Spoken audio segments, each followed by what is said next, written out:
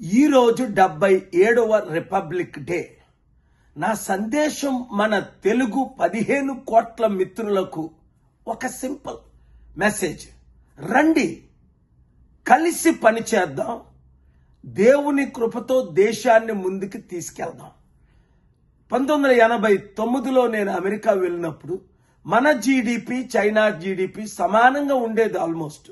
అలాంటిది ఈరోజు China GDP 21-22 trillion అయితే మనది కేవలం 3 ట్రిలియనే. ఎలాగ ఈ 37 సంవత్సరాల్లో చైనా ప్రపంచానికి నెంబర్ 1 అయిపోయింది, మనం ప్రపంచంలో ఏ స్థానంలో ఉన్నామో ఆశ్చర్యం. కారణం ఏంటి? ఒక లడ్డూ వివాదం మీద హిందూ ముస్లిం క్రిస్టియన్స్ ని రెచ్చగొడతారు, రిలీజియస్ కాన్ఫ్లిక్ట్ మీద ప్రజల్ని రెచ్చగొడుతున్నారు. ప్రజా సమస్యలను పరిష్కరించుకుంటా నిరుద్యోగులకు ఉద్యోగాలు ఇవ్వాలంటే, రైతులను ఆదుకోవాలంటే, ప్రతి ఒక్కరిని కుల మతాలకు అతీతంగా కలిసి ఉండాలంటే, ప్రపంచ శాంతి కొరకు మనం ప్రయాణం చేయాలి అంటే, ప్రపంచ శాంతి కొరకు మనం ప్రపంచాన్ని నడిపించాలి అంటే, కులాలకు మతాలకు అతీతంగా ఈ చిల్లర డిబేట్లు విడిచిపెట్టి, యుద్ధాలను విడిచిపెట్టి, చూసారా ఇప్పుడు సుప్రీంకోర్టు ఏమన్నది? ఆ లడ్డు మ్యాటర్లో ఏమీ కూడా నేను అప్పుడు అన్నదే, కల్తీ జరగలేదు. దాని కొరకు ఎంత ఫైట్ ఇచ్చారు, ఊగిపోయారు.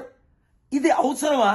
నేను చెప్తున్నాను పవన్ కళ్యాణ్, తమ్ముడు ఇప్పుడైనా నువ్వు ప్రభు మార్గంలో ఉన్నాడు, శాంతి మార్గంలో ఉన్నాడు, దేశ మార్గంలో ఉన్నాడు, సత్య మార్గంలో ఉన్నాడు. హిందూ ముస్లిం క్రిస్టియన్స్ బుద్ధిస్ట్ జైన్ జూన్ 21 నేను ఎలాగ ఢిల్లీలో 7 రిలీజియస్ లీడర్స్ తో మీటింగ్ పెట్టాను. అలాంటి మీటింగ్లు అటెండ్ అవ్వు. ఇలాంటి పనికిమాల మాటలు చేష్టలు మానేశాయి. ప్రతి ముఖ్యమంత్రికి, ప్రతి ఎంపీ ఎమ్మెల్యేలకి నేను ఇచ్చే సలహా, ఇండియా సర్వనాశనం అయిపోతుంది, ఎకానమీ సర్వనాశనం అయిపోతుంది, జ్యుడిషియరీ ఇన్ఫ్లుయెన్స్ అయిపోతుంది.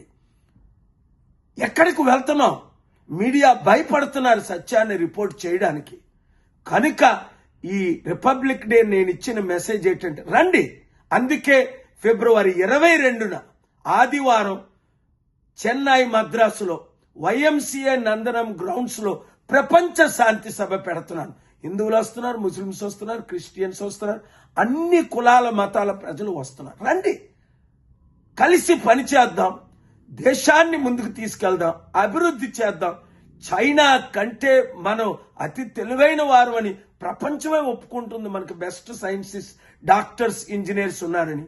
రండి, అమెరికాతో కలిసి వారిని తప్పు మార్గంలో వెళ్లకుండా మనం వారిని నడిపించి ప్రపంచంలో నెంబర్ 1 స్థానం మనం సాధిద్దాం. అది పాసిబుల్. మనం అందరం కలిసి పనిచేస్తే. ఈ వీడియో అందరికీ షేర్ చేయండి. ఈ రోజే నిర్ణయం తీసుకోండి. ఇంకా నేను కులాలకు మతాలకు అతీతంగా పనిచేస్తాను, సమాజాన్ని కాపాడుతాను, సెక్యులరిజంని కాపాడుతాను, డెమోక్రసీని కాపాడుతాను, దేశాన్ని కాపాడుతాను, దేశాన్ని ముందుకు తీసుకెళ్తాను. God bless you. See you soon.